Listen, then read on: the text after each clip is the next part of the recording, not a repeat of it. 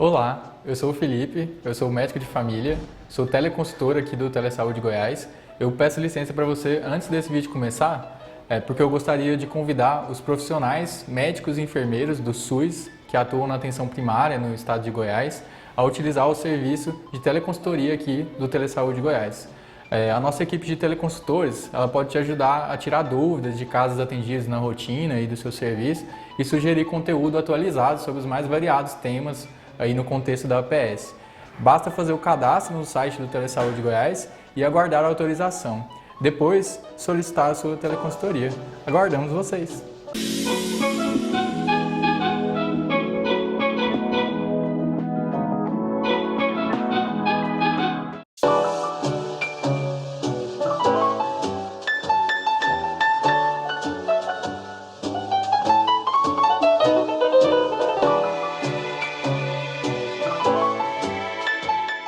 Olá pessoal, bom dia, boa tarde, boa noite para quem vai ouvir essas reflexões que nós trouxemos para pensarmos hoje.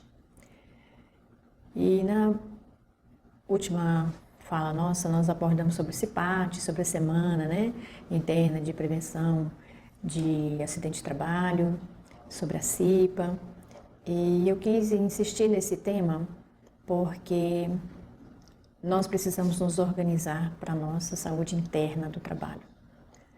São inúmeros fatores que contribuem para o agravamento da saúde, para acidente de trabalho, acidente de percurso, uma série de coisas que nós permanecemos alheios,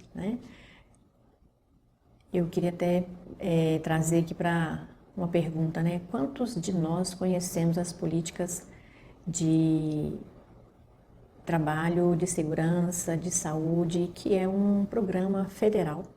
São políticas que, inclusive, têm repasse financeiro, têm diretrizes bem estabelecidas. Quantos de nós já nos atentamos para isso? A impressão e a leitura que eu faço é que parece mais fácil, de pegar um atestado, afastar do ambiente de trabalho e parece que está tudo bem. Mas nós já conversamos várias vezes sobre esse tema e nós sabemos que não está tudo bem. Não é eu só afastar do trabalho que vai melhorar as consequências que vieram acontecendo, por alguns atos impensados ou por uma falta de autoatenção, de autocuidado, de uma autopercepção positiva de si mesmo, E aí eu quis pensar para a gente refletir. O que significa o Abril Verde? É só mais uma data no calendário do Ministério da Saúde? É só uma semana que os trabalhadores, as empresas, os empregadores param para fazer palestras, para fazer o café da manhã, para convidar pessoas para falar sobre temas muito importantes? Mas nós vamos muito além disso. Nós precisamos reconhecer o que está nos adoecendo e juntos, tanto trabalhadores como gestores do serviço, como gestores da pasta, no nosso caso, de servidores públicos, e também na própria CLT, empresas, empregadores e trabalhadores se unirem e movimentarem em prol de uma saúde coletiva. Nós já dissemos uma frase anteriormente, em outros momentos, que sem saúde nós não oferecemos saúde. Se eu não estou bem de saúde, é muito difícil eu oferecer saúde ou pelo menos orientações para o agravo de saúde do meu paciente, do usuário que chega até mim. E muitas vezes eu me pergunto se nós estamos realmente fazendo saúde, considerando que 90%, 98% de nós trabalhadores estamos adoecidos em circunstâncias diferenciadas, mas que estão interferindo no nosso fazer, na nossa produção. Porque, querendo ou não, nós precisamos pensar que, enquanto servidores públicos, nós também produzimos alguma coisa. Nós entregamos um produto. Até bem pouco tempo, a preocupação com a segurança e saúde do trabalho ou do trabalhador estava ligada ao amianto, às minas de carvão, a produtos explosivos, a produtos que causam câncer ao longo da vida do trabalhador.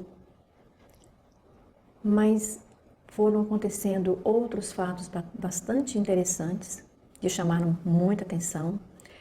E hoje a gente olha para o trabalho como algo que deveria nos fortalecer, nos fazer sentirmos úteis, ser sociáveis, e parece que o trabalho tem uma outra conotação.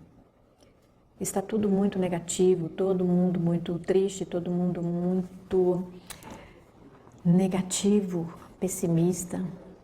E nós precisamos parar para pensar sobre isso. E sempre vou repetir, não é no mês do ano, né? Não é uma semana no mês do ano que nós vamos falar sobre isso.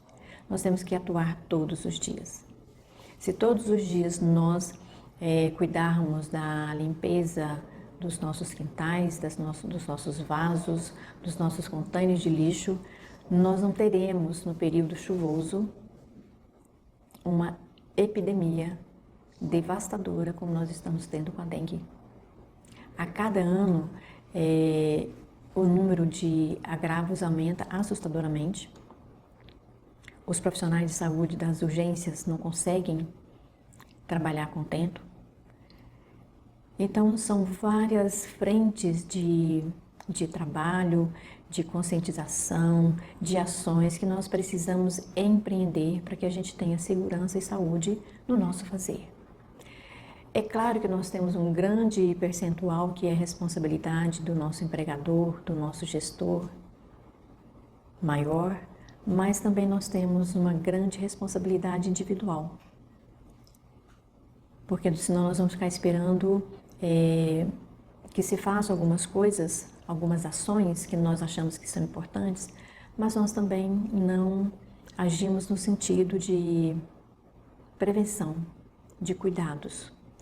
Então, a ideia da gente falar sobre o Dia Mundial de Saúde e Segurança do Trabalho, e no último dia 7, né, foi considerado o Dia da Saúde, e nós vamos sempre nos perguntar como está a nossa saúde. Desafios nós encontramos a todo instante no nosso fazer. São mudanças de fluxos, que é um dos agravadores da saúde no trabalho. A mudança de informações, pressão para apresentar determinados números e cada vez mais elevados, com um número cada vez menor de trabalhador. Então, é nesse sentido que a gente precisa parar e pensar quais são os movimentos que nós podemos organizar para que essa situação se modifique e nós diminuímos, né? Para que a gente possa diminuir o número de trabalhadores adoecidos. Vale lembrar aí que nós temos também a questão da vida pessoal e que ao entrar em contato com os desafios da vida profissional, nós vamos ter um agravo muito maior. Mas nem por isso nós vamos desistir e achar que nada tem conserto. Então, como o dia 7 de abril é o Dia Mundial da Saúde, no dia 28 de abril nós temos o Dia Mundial da Segurança e Saúde no Trabalho, é preciso que a gente repense tudo isso que eu acabei de colocar, nos abrindo para possibilidades que nós mesmos podemos fazer mudanças. Então, nós temos aí Sereste, nós temos Vigilância e Segurança do Trabalho, que muitos de nós não sabemos como é que funciona. Então, nós precisamos tomar conhecimento e sermos donos, de uma certa forma, do organograma que nós temos na secretaria. Entender cada caixinha o que faz.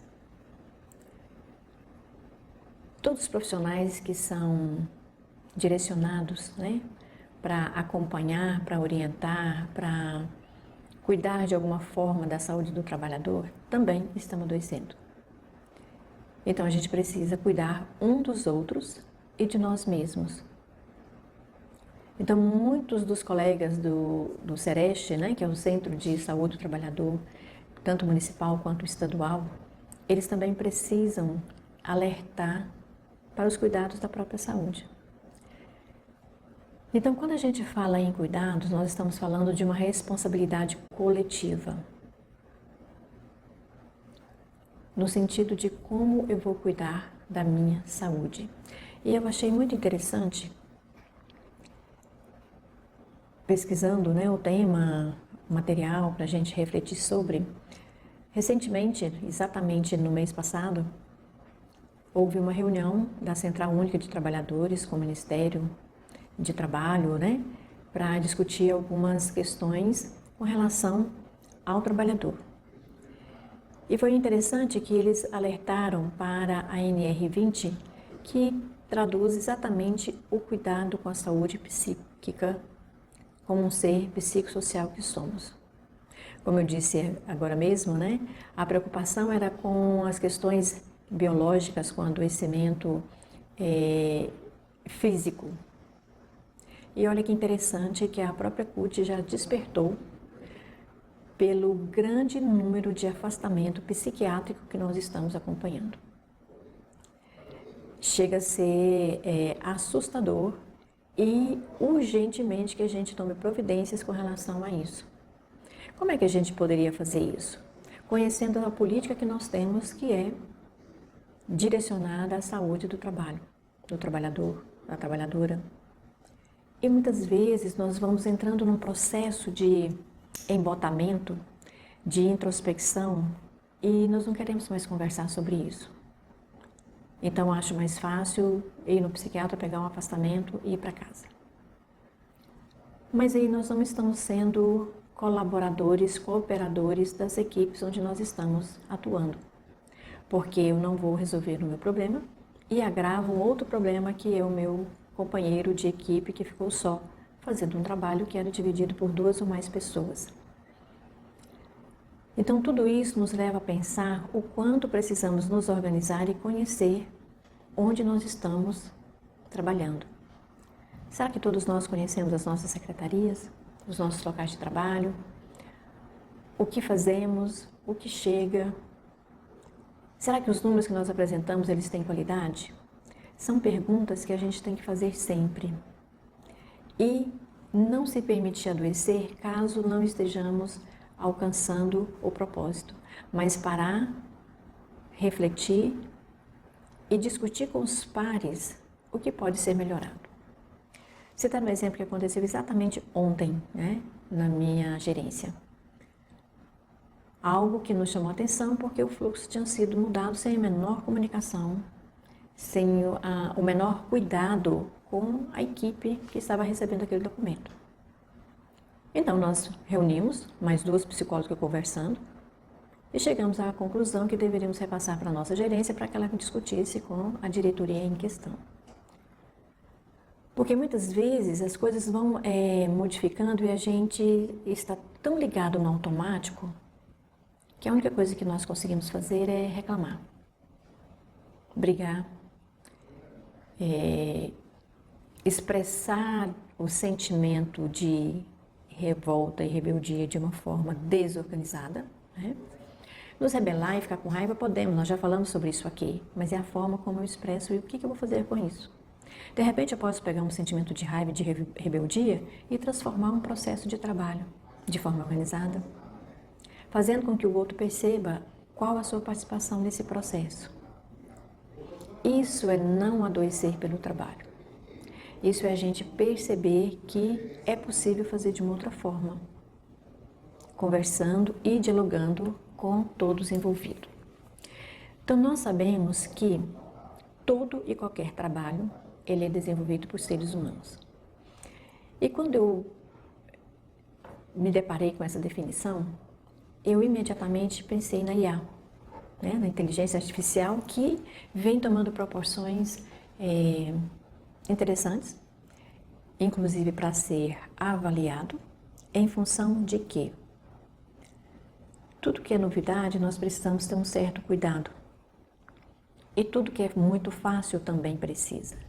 Então a IA ela foi desenvolvida por um ser humano. Tudo que acontece, tudo que foi elaborado de uma forma muito rápida, muito precisa, às vezes não muito, né? Porque às vezes estão em ajustes, foi exatamente desenvolvido pela inteligência, pela criação, pelo parar e pelo pensar de um ser humano. Então mesmo a inteligência artificial precisa ser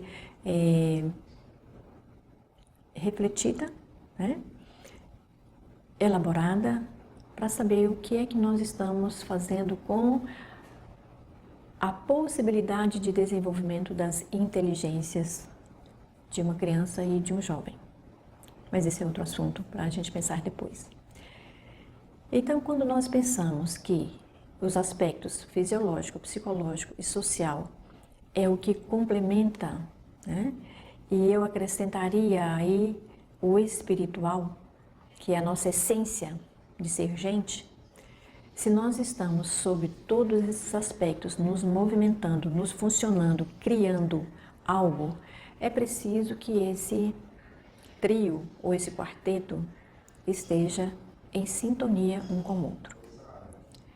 Porque a falta de sintonia entre nós, na atual conjuntura da nossa sociedade, nós somos criando tantas variáveis que a gente não consegue ainda se organizar. Nós somos criando sem uma organização.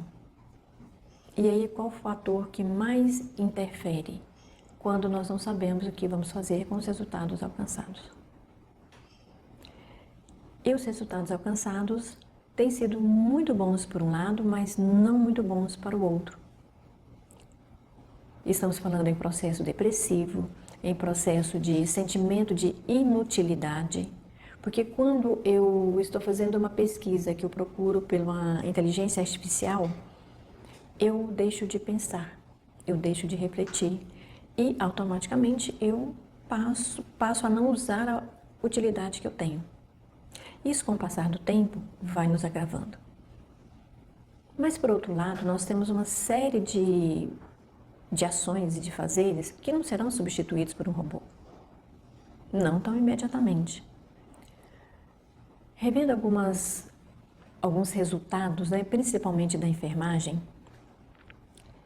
esse tempo de epidemia, de pandemia, de campanhas de vacinação é o ser que mais é afetado nos 3 componentes: o fisiológico, o psicológico e o social. Fisiológico. Não raro nós vamos encontrar técnicos de enfermagem com síndrome do túnel do carpo, com tendinite no ombro, com inflamações na cervical, na lombar, joelhos. O que nós estamos fazendo enquanto enfermagem? As enfermeiras no corre-corre da montagem das estratégias, das organizações do processo. E, consequentemente, eu vou ter um agravo psíquico nas minhas emoções, na expressão dos meus sentimentos, porque eu estou cansada. Todas estão muito cansadas. Todos, né? Porque os nossos técnicos de enfermagem masculinos estão cada vez mais em número menor, mas são todos profissionais da área da enfermagem estão exaustos. E sempre nós estamos falando aqui, o que é que nós estamos fazendo para descansar? Aí entra o social. Não estamos fazendo muita coisa para descansar, muito pelo contrário.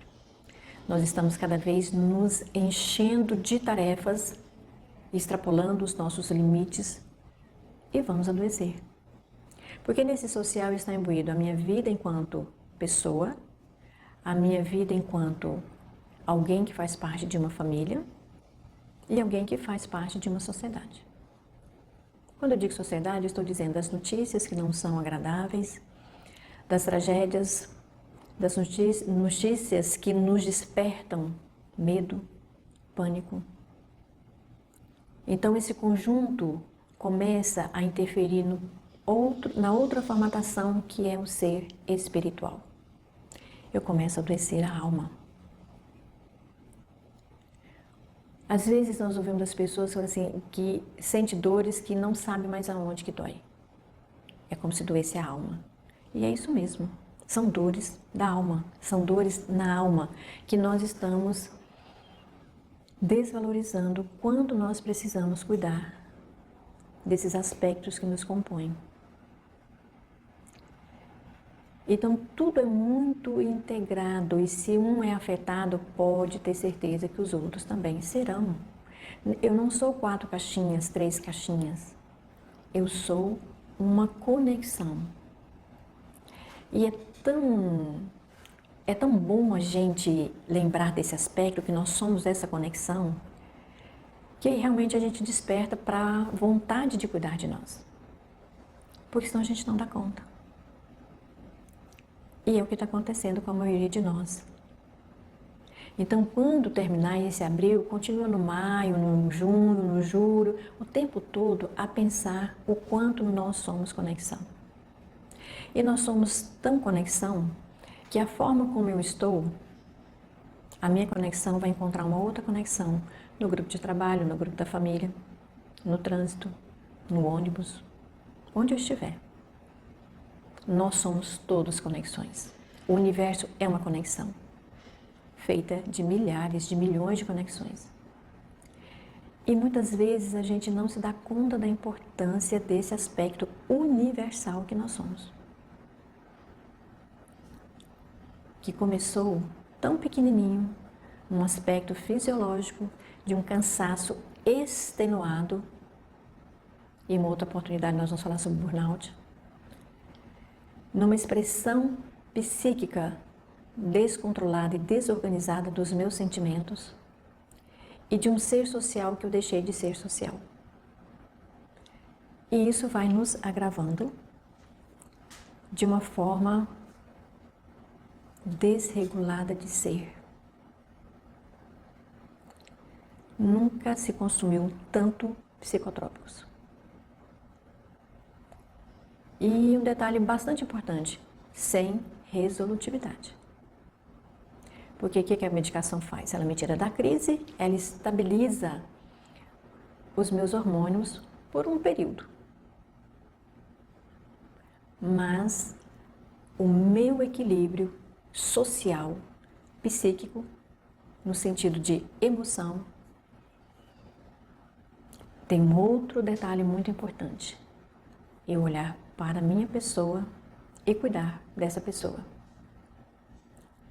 Porque a influência na saúde mental dos trabalhadores provocada pelas tensões da vida diária, pressão do trabalho e outros fatores adversos, que está lá na NR20, que foi recentemente discutida e trazida à tona, porque ela não era tão considerada um fator importante, faz com que a gente para e pense um pouquinho em nós, para que a gente tenha uma facilidade de parar. Nós estamos num processo de adoecimento tão acelerado que eu só percebo que eu adoeci quando eu parei. Parou. Aí esse reconhecimento, um tratamento adequado, busca de estratégias específicas é muito mais complexo. Dificilmente uma pessoa que teve uma parada abrupta pela exaustão, ela consegue enxergar que ela precisa de um acompanhamento psicoterápico, que ela precisa de um profissional tecnicamente capacitado para ouvi-lo e orientá-lo. Ele não quer isso mais, ele não dá conta. Então sempre eu vou alertar, sempre as minhas falas vão ter esse cuidado de dizer, olha, não é porque eu sou psicóloga, mas é porque é necessário que a gente se compreenda. Tem algumas terapias que vão te auxiliar, mas tem alguns momentos que a gente precisa de ir mais fundo nas nossas emoções e no nosso jeito de ser. É muito necessário que a gente se reconheça. Por quê? Essa NR foi discutida, né, pela CUT em reunião. Nós estamos alertando para isso. O Sereste também vai fazendo isso, a Vigilância de Saúde e Segurança do Trabalho também vai fazendo, mas tem uma parte infinitamente importante e única, que é cada um de nós. Podem haver ações externas acontecendo? Sim, pode estar acontecendo. Mas eu preciso de ter a minha participação efetiva. Senão não vai resolver muito vai ser um paliativo a curto prazo. Exemplo disso são as salas virtuais que eu e meu colega, enquanto SESMIT, né, abrimos 2 salas nas quintas-feiras e são as mesmas pessoas que participam. E alguns entram uma primeira vez e nunca mais retornam. Às vezes a gente insiste, conversa, pede para fazer uma avaliação, como é que se sentiram, nunca mais retornam. É uma ferramenta que, de alguma forma, é um cuidado, é uma expressão de como eu estou e como podem ser orientadas por nós, profissionais, e discutir entre elas, colegas de trabalho, das várias regiões, e que vão aos poucos se tornando proprietário de si mesmos, donos de si. Só que isso dá trabalho. Muitas vezes eu vou entrar em contato com coisas minhas que eu não quero saber.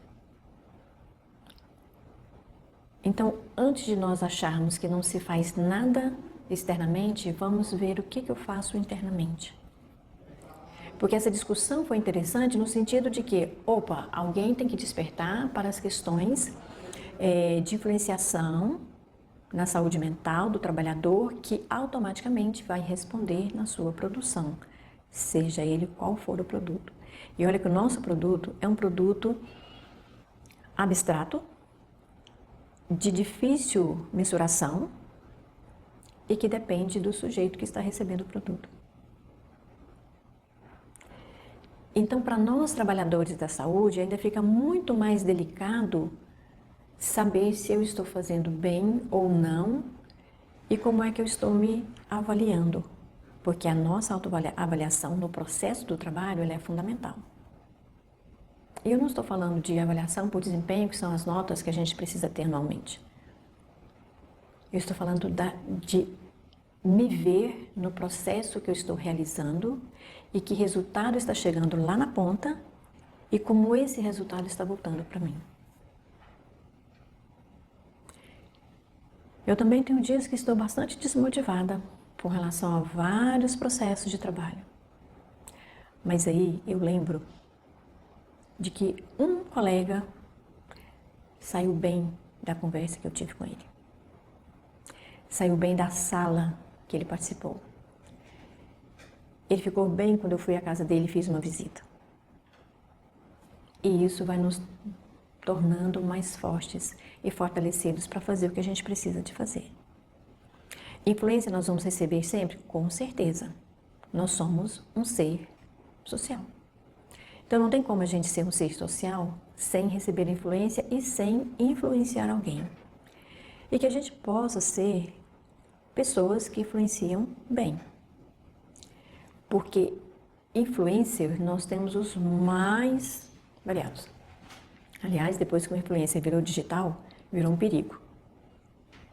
Porque nós podemos receber influências tanto boas quanto ruins. Quem vai fazer essa peneira? Quem vai fazer essa separação do que é bom e do que é ruim? Cada um de nós. Até mesmo da própria equipe. Às vezes tem dia que é difícil da equipe entrosar, falar a mesma linguagem, embora o processo de trabalho esteja ali. Tem dia que é difícil.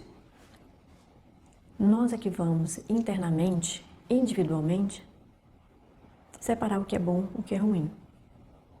Lembrando que tem dia que não dá, não é possível. Mas nem por isso eu deixei de ser competente.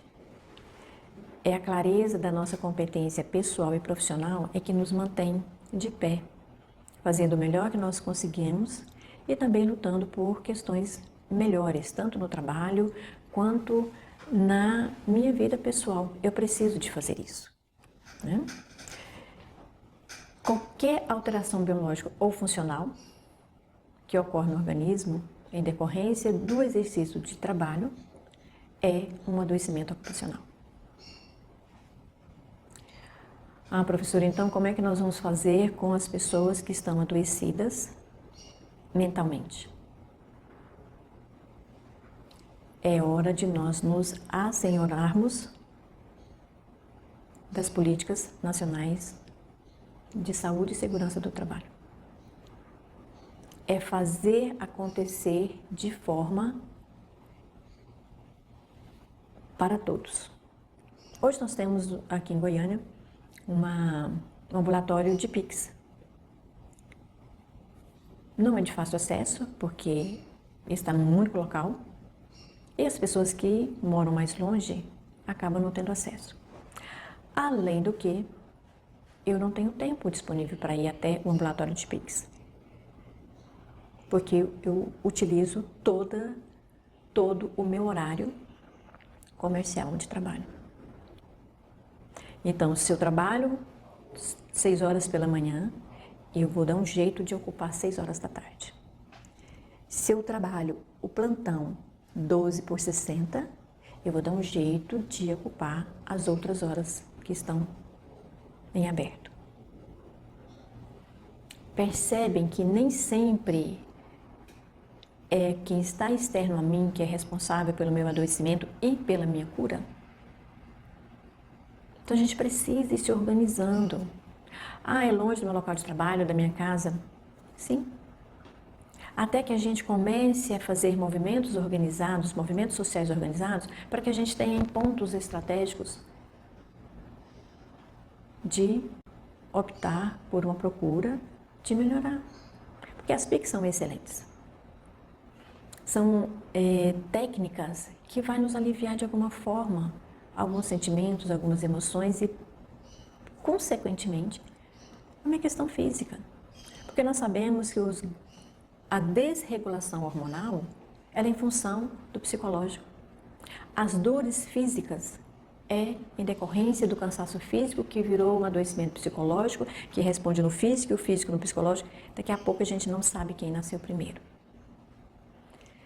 Então a gente precisa se atentar para isso, além do mês de abril. Então todo adoecimento e acidente de trabalho, eles foram de alguma forma catalogados.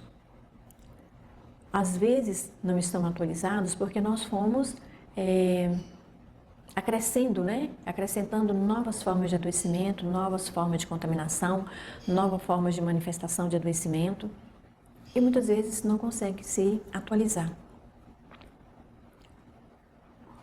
A quantidade que nós temos hoje de colegas afastados pela dengue não deveria ser mais assim. Por quê? A pessoa não sabe onde foi picada. Se foi em casa, se foi na rua, se foi no ambiente de trabalho. Porque as nossas unidades, elas fisicamente, o prédio fisicamente, não estão adequadamente corretos. Por infiltração, por vazamento, por acúmulo nas calhas. Em casa tem os vasos que às vezes a pessoa esqueceu e tem água. Na rua, porque nós temos lixo sem coleta corretamente. E aí vão se juntando vários fatores que somente organizados socialmente a gente vai conseguindo aos poucos diminuir os impactos. Mas o que acontece conosco, A maioria de nós pensa, não vou mexer com isso não, já tentei, não deu certo, vou mexer com isso mais não. E aí a gente vai entrando num processo de ostracismo, num processo onde eu vou me fechando para as coisas que podem melhorar a partir da minha ação. Então eu não quero mais atuar, eu não quero mais fazer. Aí eu ligo no automático, eu vou no meu trabalho, executo as tarefas que esperam que eu executo. Tantas vacinas, tantos atendimentos, tantos COPs, tantas visitas, tantos cadastros. Então nós vamos trabalhando por porções que nós não nos vemos lá. É necessário que a gente procure ajuda para isso ser diferente, para não agravar. Isso passa por algumas políticas que não estão sendo realizadas também. Por isso nós temos os movimentos sociais para fazê-las acontecer. Mas vamos lembrar que em todos esses movimentos tem pessoas. E felizmente ou infelizmente nós somos diferentes nos nossos ideais também. E nem por isso nós vamos desistir. Precisamos que construamos algo que vai ficar para quem vem depois de nós de uma forma positiva. Eu costumo brincar muito e dizer assim, olha, eu estou perto de aposentar, mas eu penso muito em quem está chegando agora, porque é um mundo diferente. Então a gente precisa construir juntos algo que seja melhor. E o que pode nos adoecer? Onde que estão os riscos de adoecimento? Considerando as questões mentais, psicossociais. Eu estou satisfeito com o que eu estou fazendo? E nesse momento a gente tira o dinheiro de cogitação. A gente sabe que o salário é fundamental, quando nós somos removidos nós perdemos alguns benefícios, mas vamos pensar sem a questão financeira, sem o que eu recebo no contra-cheque no final do mês. Eu estou satisfeito? Eu tenho motivação para? Eu sou determinada para conseguir o que eu me propus a fazer? Como é que está o estresse? Lembrando que o estresse ele é necessário. O estresse é um fator positivo, desde que eu saiba lidar com esse processo, sabendo retirar desse processo algo que me faça movimentar e ser determinada e motivada para conseguir algo que eu propus a fazer. Violência. Que tipo de violência? Às vezes nós vivemos num ambiente extremamente violento, por mais silencioso que ele seja. Porque onde o silêncio é uma condição de não comunicar uma com a outra pessoa, não se falar, também gera uma violência. Uma violência de que algo paira no ar que não pode nem ser verbalizado, porque senão briga. É um tipo de violência. A violência no tom de voz, a violência na solicitação de realização de uma tarefa, são motivos e são riscos que podem me adoecer. Isso tudo interfere nas relações interpessoais. Porque se eu estou extremamente estressada, no estresse negativo, se eu estou desmotivada, se eu não tenho determinação para concluir o que eu comecei, as relações interpessoais dentro da equipe de trabalho vão ser péssimas, na vida social da mesma forma. Volto a frisar, nós não somos caixinhas separadas, nós somos uma conexão. Então o eu profissional é o eu pessoal. Não tem jeito de ser diferente. Porque se eu me esforçar para fazer uma diferença entre esses dois papéis, eu vou adoecer. Assédio no trabalho acontece de todas as formas. Sexual, moral, de poder.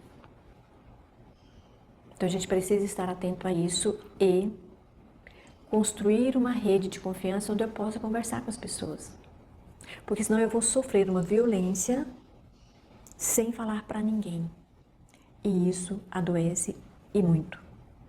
Porque eu fico engolindo, remoendo um sentimento que eu não consigo confiar em ninguém para contar ou para conversar. Então eu preciso rever as minhas relações de confiança, como é que elas estão.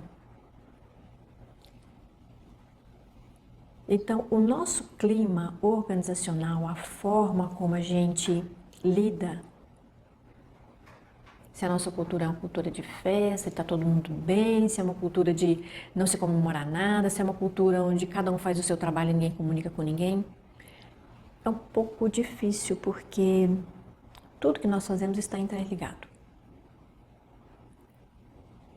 Tudo.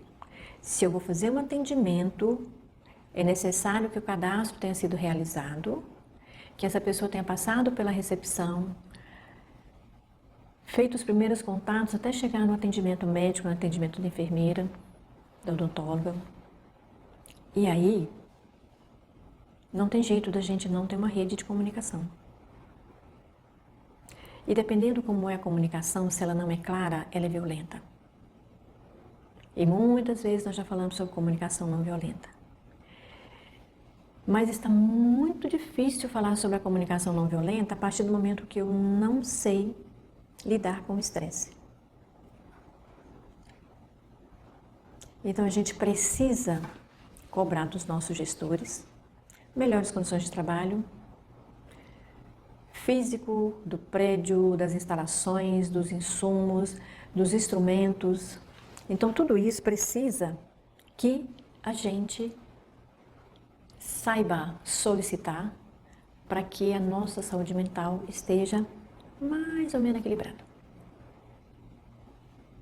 Até a forma de distribuir tarefas, a forma do fluxo do trabalho, do processo de um trabalho, ele precisa ser claro. Porque nas várias pesquisas feitas, o não conhecimento do processo de trabalho é um fator altamente adoecedor. Porque onde não tem um processo claro de tarefas e cada um faz o que acha que está certo, é desequilibrante, é desorganização no final. Aí o que acha que fez melhor critica o que não fez bem. E aí não tem parâmetros de organização. Então, o próprio trabalhador pode contribuir na prevenção dos riscos psicossociais. Esse é o nosso papel para conosco. Nós precisamos também cuidar da gente. Às vezes nós fazemos algumas ações impensadas, fazemos algumas trocas de instrumentação ou de insumos para acudir uma situação emergente e que às vezes não resolve. Então, sempre é necessário que a gente mantenha uma habilidade social e uma inteligência emocional em construção positiva. Cada atendimento nosso é um atendimento diferente. Cada situação, eu costumo dizer que a gente não tem rotina. Não no sentido de não ter rotina no modo negativo. É porque cada dia nós vamos lidar com uma coisa diferente. Eu já vi isso acontecer, mas o paciente é outro, o momento é outro e você, profissional, é outro naquele momento. Então, essas duas coisas, a habilidade social, ela está de mãozinha dada com a inteligência emocional. Uma não existe sem a outra. E nós já falamos inúmeras vezes nas nossas reuniões sobre as habilidades sociais. E eu só consigo ser uma pessoa hábil socialmente se eu estou olhando para a minha inteligência emocional e sabendo lidar com a expressão dos meus sentimentos. Porque se eu tenho uma assistência à saúde e uma vigilância em saúde, a possibilidade de eu ter uma prevenção de doenças e agravos relacionados ao trabalho, eu vou ter promoção, proteção, assistência, eu vou ter uma conexão para eu poder atender as pessoas. Se eu tenho corpo, mente, espírito, parte social organizadas, eu consigo fazer um atendimento melhor. É claro que mas muitas vezes a nossa história de vida vai entrar em choque com a história de vida daquele paciente que nós estamos atendendo. Mas se eu tenho um equilíbrio um pouquinho melhor do que ele, eu consigo oferecer um suporte também melhor. O fato é que no adoecimento coletivo, está muito difícil de nós termos essa clareza no atendimento ao usuário que chega. Então, nós partimos dos nossos sentimentos em ebulição, de uma forma negativa, explosiva, expomos a nossa equipe, expomos o nosso ambiente de trabalho, expomos as nossas diretrizes de atendimento.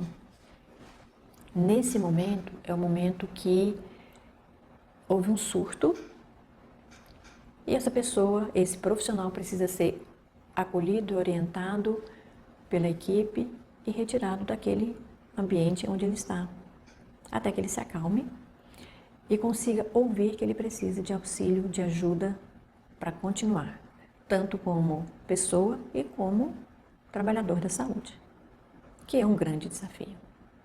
Então, que a gente possa, no restante dos próximos meses, dos próximos dias, lembrar desse equilíbrio fundamental para a nossa saúde e para a gente atender alguém também oferecendo saúde. Muito obrigada.